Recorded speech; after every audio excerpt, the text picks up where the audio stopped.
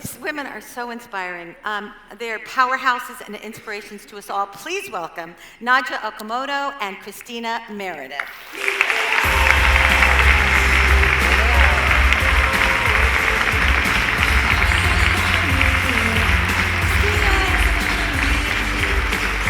My love, sit right over there.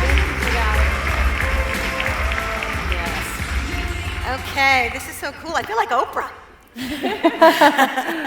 So, Nadya, I'd like to start with you first. Your book, Period Power. Why did you want to write this book?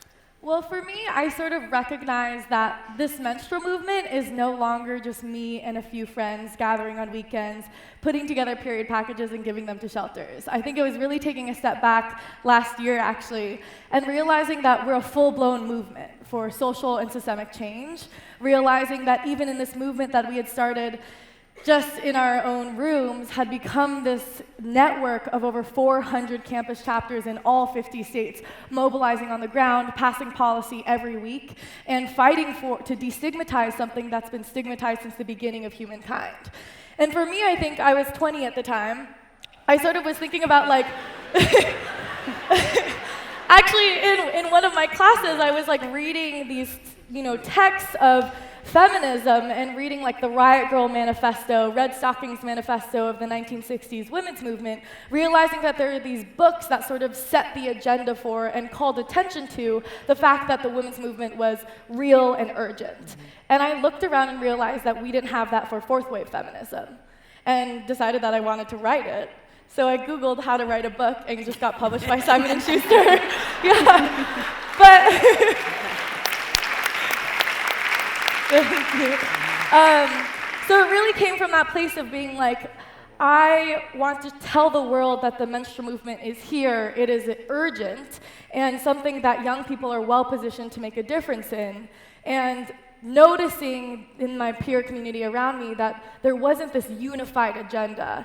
And I felt periods were sort of a funny and great way to start, and so wrote this book, Period Power, a manifesto for the menstrual movement. Thank you.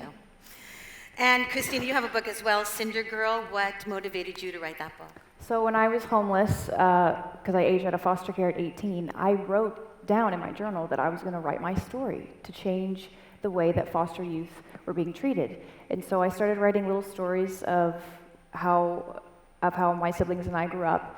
And I knew at 18 that that's what I wanted to do. And it took me 12 years to find a literary agent, to get a publisher. HarperCollins picked me up, and now I'm on a national book tour. But it's a little bit different. It took me 12 years, took you a year, but,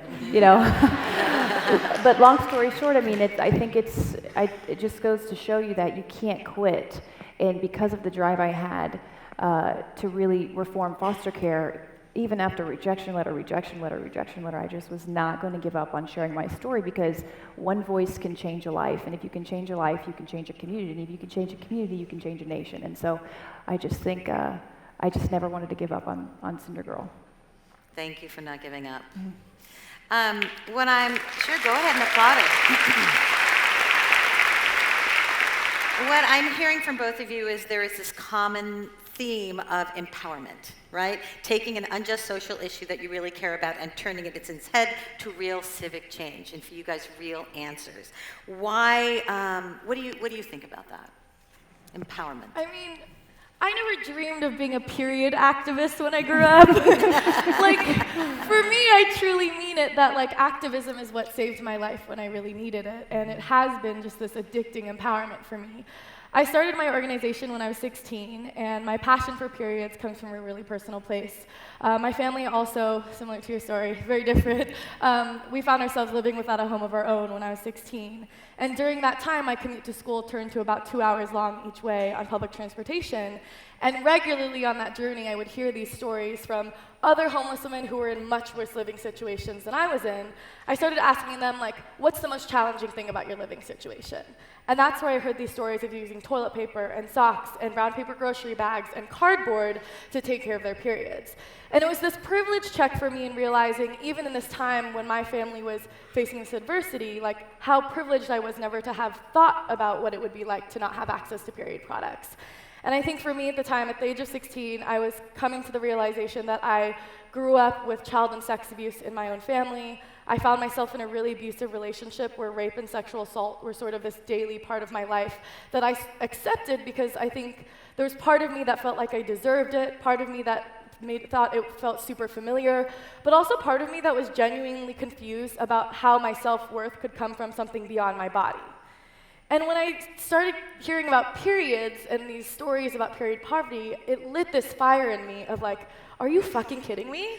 Like, that was really my reaction. Like, I remember Googling and learned that at the time in 2014, 40 states in the US had a sales tax on period products, considering them luxury items. Meanwhile, products like Rogaine and Viagra nationally are considered essential goods and don't have that tax.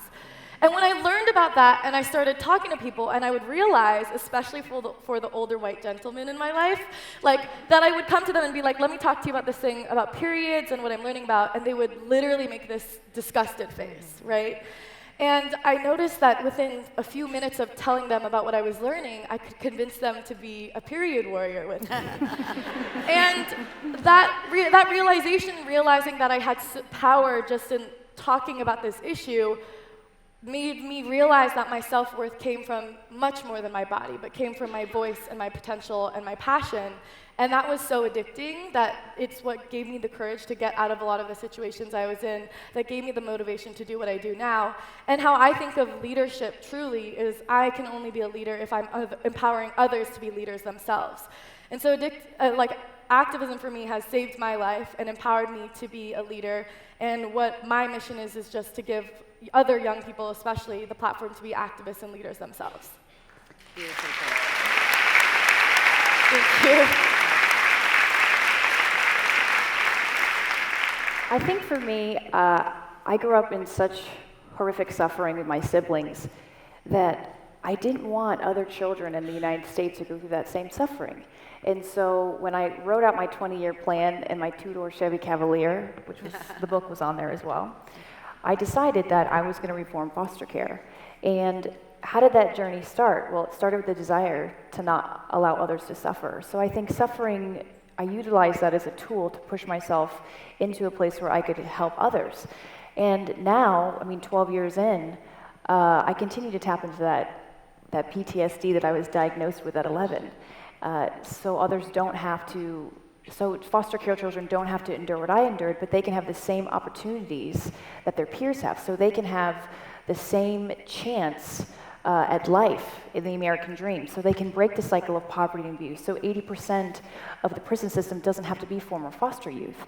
And so I think for me, really being engaged and really pushing into the mission and accomplishing it comes from a place of brokenheartedness, but also a place of this beautiful democracy that we live in, to where no matter where you come from, homeless, poverty, nothing, started from the negative, that you can rise above and you become a leader. And so I do serve the United States Army. I'm very privileged to do that. Thank you. Thank you. And so for me, I'm a servant leader in and out of uniform. It's my duty to serve my country in uniform, and it's also my duty to serve my country out of uniform. And how do I do that? Well, I push for foster care reform. I push for advocacy for mental health, specifically trauma therapy, and I encourage others to engage in issues in our nation. Foster care is a crisis. It's a national crisis. And so I think for me, the passion and the drive come from just knowing that change is possible, and if we tap into it together, then we can accomplish the mission. You can accomplish the mission. Let's talk for a second about education. You both have created these incredible orgs that are all about listening and responding to need or a problem through education. I've heard countless stories from women about not being heard by doctors and not being heard about what their bodies are going through. And children of the foster system living with abuse and poor conditions because they don't know a way out. Mm-hmm. There's no education. Mm-hmm. So why is education so vital to the work that you both do?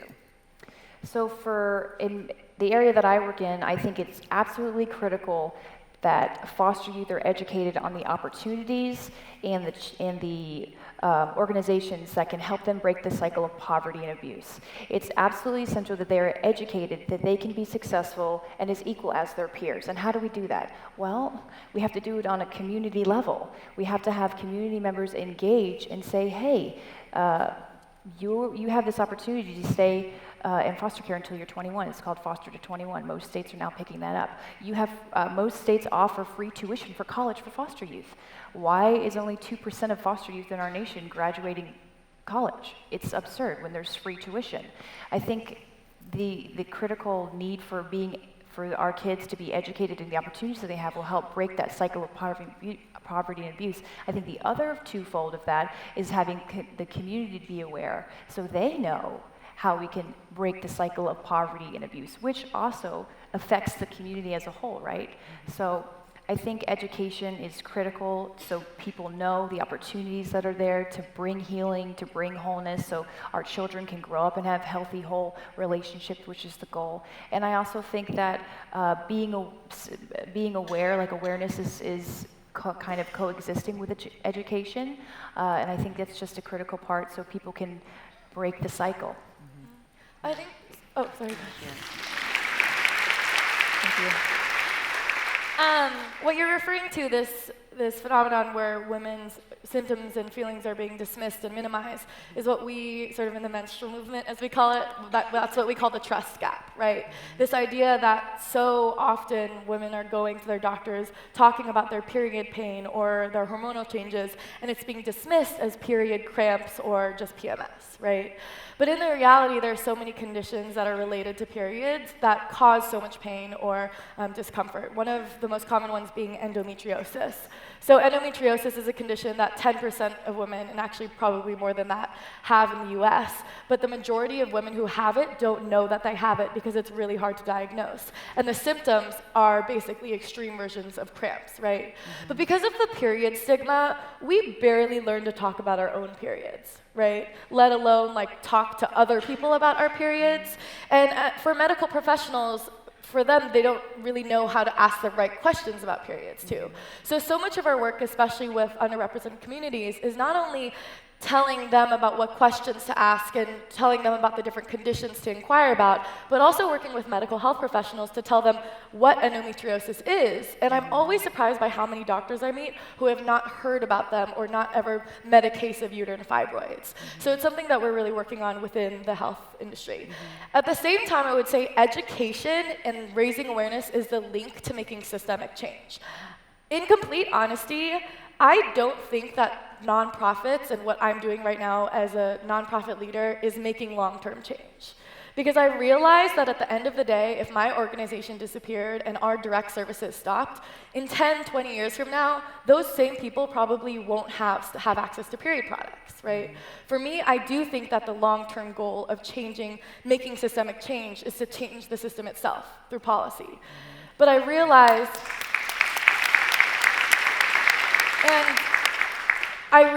that in order to do that, we have to pass legislation that gets period products in schools, in shelters, in prisons, repeals the tampon tax, gets things like the food stamps to cover period products as necessity, which they currently don't. But I've met so many people who work in policy and legislators, and it becomes apparent to me that we cannot change and pass that policy until we change culture, right? Until we get those legislators even comfortable to say periods or tampons on the House floor, right? Until we can get constituents to know that when they see a tax code about period products, they know what that means, right? So for us, my end goal is not about periods. My end goal is about gender equality, and I just know that we have to address periods to get to gender equality. And in order to do that, we need to pass this policy, and the link to get there is education and raising awareness. Yeah, very well done.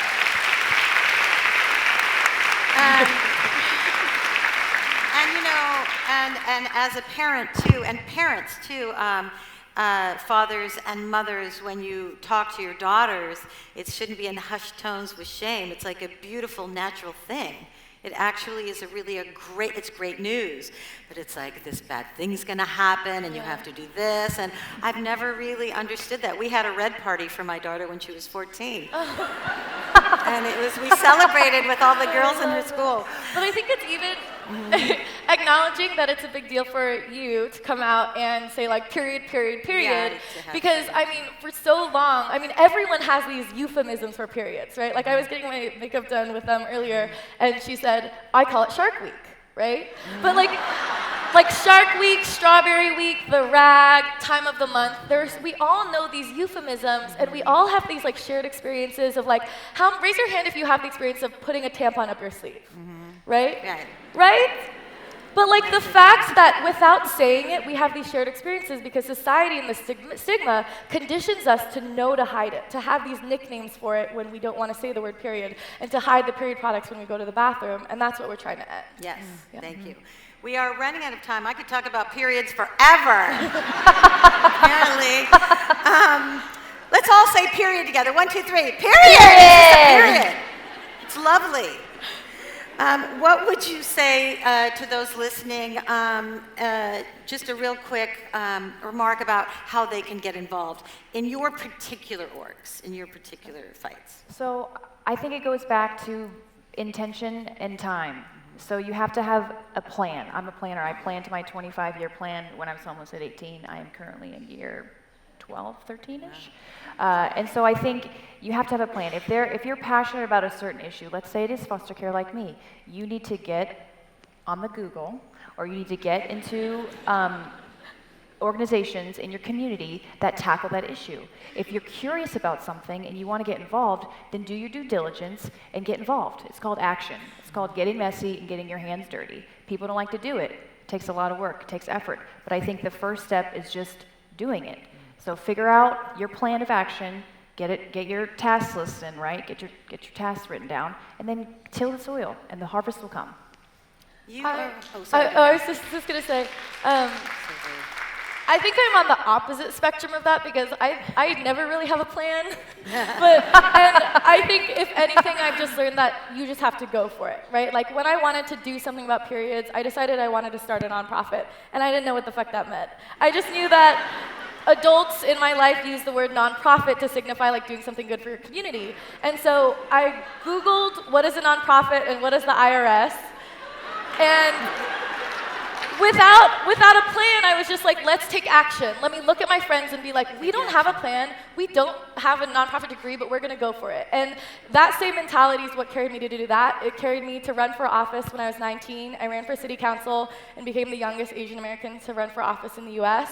But when I was running for office, I Googled, thank you. But when I was running for office, I Googled, what does it take to run for office? Realized that you had to be 18, and I felt overqualified because I was 19, and we did it, right? But I think that that's the mentality of like, we live in this world where we're always asking young people, what do you want to be when you grow up, right? The reality is, we don't know. We're still living life, we're still figuring out what we want. So I think the question should be, what do you want to be now? And if that question, the answer to that question happens to be something in the menstrual movement, you can find out more about Period at period.org. Or connect with me on social media at Nadya Okamoto or at Period Movement. And we have so many ways to get involved, from hosting a packing party, to starting a chapter, to signing a petition. We want you wherever we can get you in this period fight. Yeah. Wow, amazing. You are both so incredibly brave and inspiring, and I hope when I grow up and figure out what I want to do, I am with you. You can find out more about their journeys and their 2 books, Period Power and CinderGirl. Thank you so much for joining us. I'm just honored to be on the stage with you.